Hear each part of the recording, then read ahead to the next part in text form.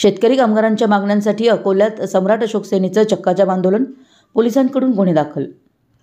शेतकरी, कष्टकरी, दिव्यांग, शेतमजूर, मेंढपाळ, मच्छीमार आणि कामगार यांच्या विविध न्याय मागण्यासाठी सम्राट अशोक सेना, महाराष्ट्र राज्य आणि प्रहार जनशक्ती पक्ष यांच्या वतीनं भव्य चक्काजाम आंदोलन अकोल्यात पार पडलं।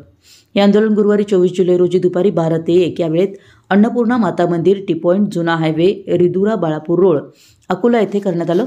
आंदोलनात विविध सामाजिक संघटनांचे पदाधिकारी, कार्यकर्ते, मोठ्या संख्येनं शेतकरी, दिव्यांग, मजूर व कामगार सहभागी झाले होते।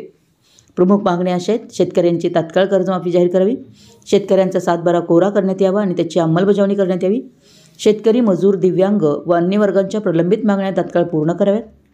या आंदोलनादरम्यान घोषणाबाजी करत आंदोलकांनी शासनाविरोधात संताप व्यक्त केला। प्रशासनाकडे लेखी निवेदन सादर करण्यात आलं। यावेळी सम्राट अशोक सेनेचे आणि प्रहार जनशक्ती पक्षाचे अनेक पदाधिकारी व कार्यकर्ते उपस्थित होते। आंदोलनामुळे काही काळ वाहतुकीवर परिणाम झाला। प्रशासनाच्या वतीनं आंदोलनस्थळी हजर अधिकाऱ्यांनी शिष्टमंडळाशी चर्चा करून सर्व मागण्या वरिष्ठ पातळीवर पाठवण्याचं आश्वासन दिलं।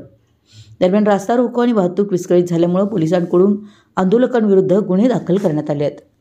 विशाल क्रांती वृत्तसेवा, अकोला।